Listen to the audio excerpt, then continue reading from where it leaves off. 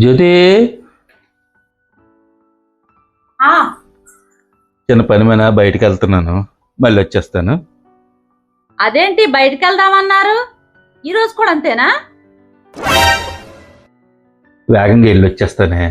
నువ్వు బయలుదేరిండు, వచ్చినంటే వెళ్ళిపోదాం, సరేనా? చాలా నుంచి అలాగే చెప్తున్నారు నన్ను తయారయ్యి ఉండమని. నేను తయారయ్యి ఉండడమే కనబడుతుంది. మీరు వేగంగా రావడం ఎప్పుడూ కనబడలేదు, ఇంకా నన్ను తీసుకెళ్ళడం అంతకన్నా కనబడలేదు. ఈ జీవితానికి నా బ్రతుకు ఇంతే, ఇంక ఇంట్లో పడి ఉండడమే. నాకంటూ అచ్చటా ముచ్చటా లేదు. మిమ్మల్ని కట్టుకున్నాక నా బ్రతుకు ఇంతే. అంతేగా అంతేగా. ఏంటే అలా అంటావు? కాస్త నవ్వుకొని పంపే నన్ను బయటికి. నిజంగా నువ్వు నవ్వుకొని పంపితే నా పనులన్నీ ఏ ఆటంకం లేకుండా అయిపోతాయి తెలుసా. కొద్దిగా నవ్వవే, కొద్దిగా. ఏం చెప్పావురా?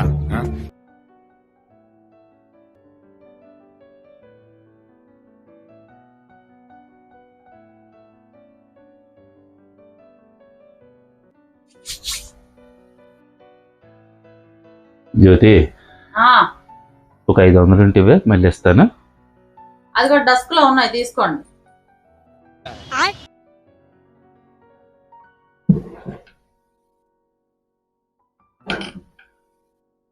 Thank you.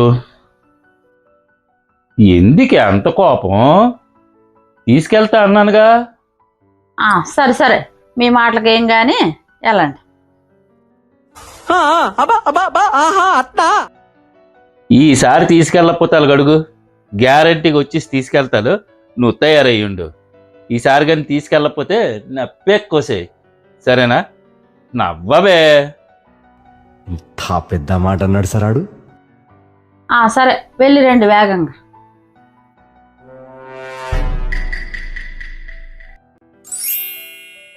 Okay, bye. Wang వచ్చేస్తాడు, నువ్వు తయారయ్యుండు.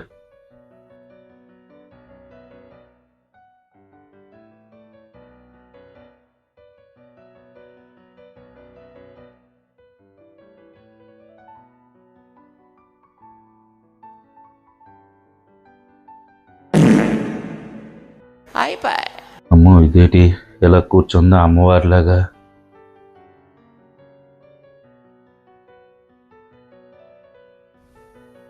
వచ్చేసారా? వెళ్దామా?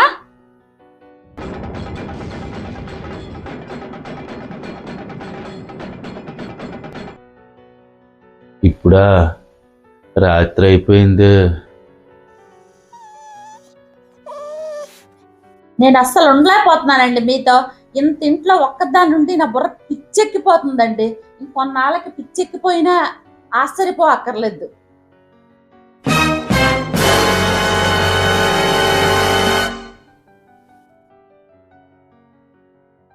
ఉండు జ్యోతి, కొన్ని అర్జెంట్ పనుల వల్ల రాలేకపోయాను జ్యోతి.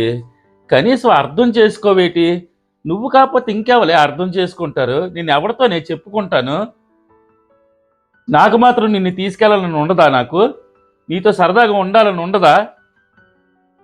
పరిస్థితులు బాగోలేవే. కాస్త ఆగు జ్యోతి, తీసుకెళ్తాను ప్లీజ్.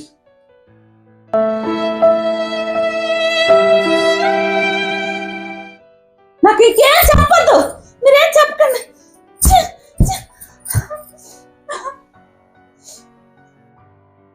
సరే జ్యోతి, మరి ఇంకా బాధపడకమ్మా.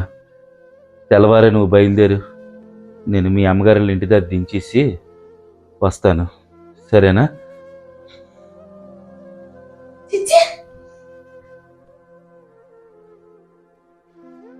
అవును, ఇంత లేటుగా ఎందుకు వచ్చారని కనీసం అర్థం చేసుకోవాలి కదా నేను. పాపం డ్యూటీకి వెళ్ళొచ్చి నానా యాతళ్ళ మీద తిరుగుతున్నారంటే మా కోసమే కదా. పోయా తాగినోడా తిరిగినోడా? అలవాట్లు ఏవీ లేవే. పాప ఏం ఆతనుందో ఏమో, ఇంటి కోసం ఎంత కష్టపడుతున్నారో అవేవి అర్థం చేసుకోకుండా వచ్చినంటే కనీసం టీ తాగుతారా, భోజనం కూడా తింటారా అని అడగకుండా ఊరికి తీసుకెళ్ళని మేము ఎంత ఇబ్బంది పెట్టేస్తున్నామే. పక్షి ఒక్క మాట కూడా అనరే, ఏవైనా అన్నా సరే. అంత అర్థం చేసుకోలేకుండా మనిషిని నేను అలాగ ఇబ్బంది పెడుతున్నాను. చచ్చా. ఇది రియలైజేషన్.